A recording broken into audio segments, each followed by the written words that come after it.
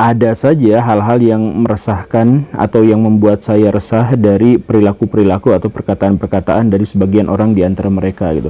Satu yang kemudian membuat saya sesak itu adalah kemarin ada beberapa hari yang lalu itu ada yang masuk di kolom komentar saya yang terkait dengan perhabiban yang menyebutkan bahwa Habib-habib itu derajatnya, makomnya, tingkatannya itu lebih tinggi daripada nabi-nabi selain Nabi Muhammad. Itu disebutkan seperti itu, secara harfiahnya seperti itu. Iya, saya merasa terhuik-huik sekali sambil membayangkan bahwa Pak Habib Rizik itu makomnya lebih tinggi daripada Nabi Ibrahim. Ya, semoga aja itu adalah sarkas belaka, semoga gitu ya. Tapi kayaknya ini bukan sarkas gitu. Dan yang saya lihat-lihat memang secara tidak langsung ada beberapa ceramah-ceramah yang menuntut interpretasi bahwa Habib itu memang lebih tinggi daripada derajat Nabi. Misalkan ya, ini sangat terkenal sekali di TikTok, di YouTube, Baraya bisa cek ceramahnya.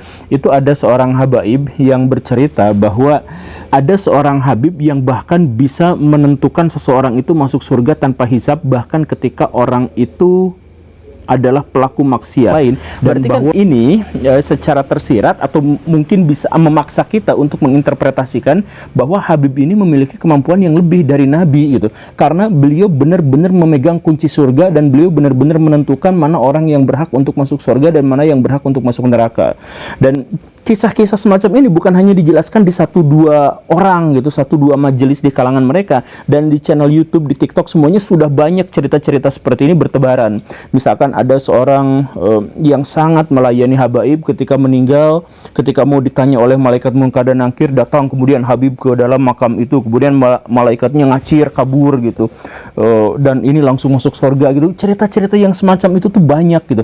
Saya heran, kan mereka itu mengatasnamakan Islam, menggunakan simbol-simbol Islam, tetapi dasar yang mereka katakan itu sama sekali tidak ada di dalam Islam gitu, bahkan menyelisihi pandangan-pandangan atau ide-ide dalam Islam gitu. Dan kalau misalkan kita telaah lagi, itu yang semacam itu tuh banyak. Maksudnya kalau 1 atau 2 orang yang mengatakan seperti itu, ya mungkin itu adalah pendapat dia secara pribadi atau istihad dia secara pribadi atau dongeng yang dia dengar secara pribadi gitu, mungkin. Tapi kalau misalkan hampir semua orang mengatakan yang seperti itu dengan tema-tema yang sama untuk mengglorifikasi garis nasabnya, itu benar-benar luar biasa. Ini misalkan ada pernyataan-pernyataan satu orang Habib bodoh itu bahkan lebih mulia daripada 70 ulama. Ini ada secara literal disebutkan seperti itu sama kelompok mereka itu.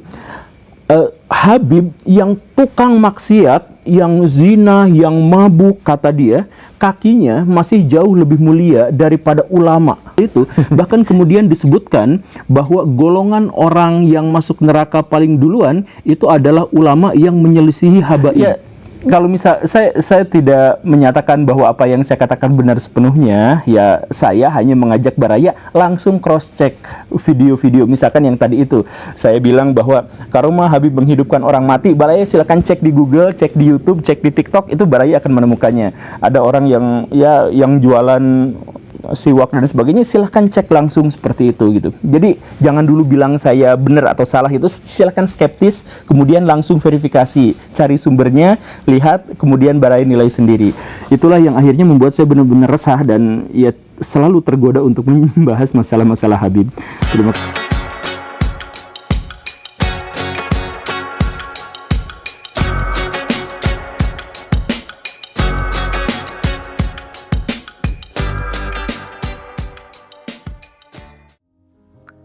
Halo teman-teman, jumpa lagi dengan saya di Gembulisme Channel, sebuah channel yang mencoba menafsirkan, mencoba mereaksi dari segala bentuk macam pemikiran-pemikiran Guru Gembul yang beliau curahkan di channel Guru Gembul dan Gembulikum. Mari kita mulai. Dalam kesempatan kali ini kita mencoba mereaksi, mencoba menafsirkan salah satu video dari Guru Gembul yang berjudul GJ 113 Doktrin Pahlawi, Habib lebih mulia daripada Nabi dan bisa menghidupkan orang mati lewat telepon. Setelah menonton video ini, video dari Guru Gembul ini, dan di sini saya jujur ada suatu beban yang terasa sangat berat di dada ini. Bukan karena kemarahan, tetapi saya merasakan sebuah kebingungan melihat bagaimana batas antara keyakinan spiritual dan entahlah, saya menyebutnya sebagai dongeng primordial. Di antaranya itu menjadi begitu kabur ketika cerita-cerita primordial itu diglorifikasi seperti ajaran agama Islam itu sendiri. Sebetulnya di awal saya menonton video dari Guru Gembul ini, saya terasa tergelitik dengan cerita-cerita yang Guru Gembul sampaikan. Yang Guru Gembul sampaikan cerita-cerita itu dari para habaib-habaib, yang soal Habib lebih mulia dari Nabi selain Nabi Muhammad itu. Saya di sini sangat tergelitik sekali.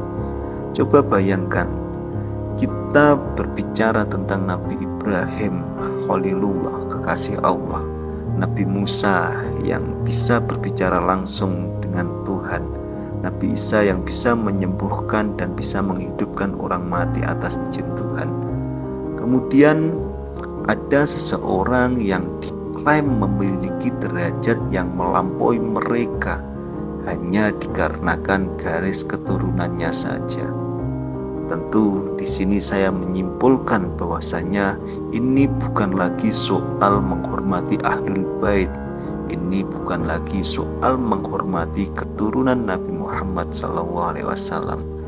Menurut saya ini sudah masuk ke ranah teologi yang menggoyang semua yang kita tahu tentang ajaran Islam. Dan di dalam video tersebut Guru Gembul juga menyampaikan salah satu cerita dari habaib, yaitu cerita tentang tukang kacang. Cerita tukang kacang ini bisa masuk surga tanpa hisab berkat surat rekomendasi dari salah satu habib. Seolah-olah di situ diceritakan bahwasanya malaikat mungkar nakir di kubur itu adalah suatu pegawai administrasi yang bisa dipengaruhi oleh memorandum dari dunia. Kalau anggap saja cerita yang disampaikan oleh Habib itu benar, kita mungkin akan bertanya-tanya, di manakah letak keadilan Tuhan? Di manakah letak arti sholat kita? Di manakah letak arti puasa kita? Dan di manakah letak arti amal kebaikan kita selama yang ada di dunia kita lakukan? Jika kunci surga itu bisa dipegang dan dioperasikan oleh satu kelompok saja. Sebetulnya kalau itu memang terjadi, cerita apa yang disampaikan oleh Habib itu terjadi, maka itu akan mereduksi konsep Tuhan yang maha adil menjadi Tuhan yang berpihak pada koneksi ke salah satu golongan saja. Dan yang paling menyakitkan bagi saya ketika Guru Gembul menyampaikan salah satu cerita dari Habib yang mengatakan bahwasanya kaki Habib yang maksiat itu lebih mulia daripada kepala ulama yang alim alama. Ini adalah sebuah pukulan telak ke wajah semua orang yang menghabiskan seumur hidupnya untuk belajar, yang menghabiskan seumur hidupnya untuk beribadah, untuk berjuang demi kebaikan. Karena di dalam video tersebut pesannya sangat jelas sekali. Usaha spiritualmu tidak ada harganya, ilmu tidak ada artinya sama sekali. Yang penting hanyalah nasabmu. Ini bukan lagi Islam menurut saya. Ini bukan lagi ajaran-ajaran Nabi Muhammad. Namun ini adalah oligarki spiritual yang mereka para golongan habaib itu terus dengung-dengungkan untuk mengglorifikasi bahwasanya klan mereka itu klan yang mulia. Dan doktrin-doktrin yang disampaikan oleh para habaib itu mereka bungkus rapi dengan glorifikasi tarim. Kota tarim itu seolah-olah menjadi yurisdiksi Tuhan yang baru, lebih suci dari kota Mekah. Kenapa mereka bisa menyebutnya seperti itu? Ya karena mereka para habaib ini menganggap bahwasanya di kota Tarim itu ada wewangian Nabi katanya. Lah, kita umat Islam selama ini sebetulnya diajarkan bahwasanya kiblat kita itu adalah Ka'bah, bahwa tempat paling mulia di bumi ini adalah dua kota suci, Mekah dan Madinah.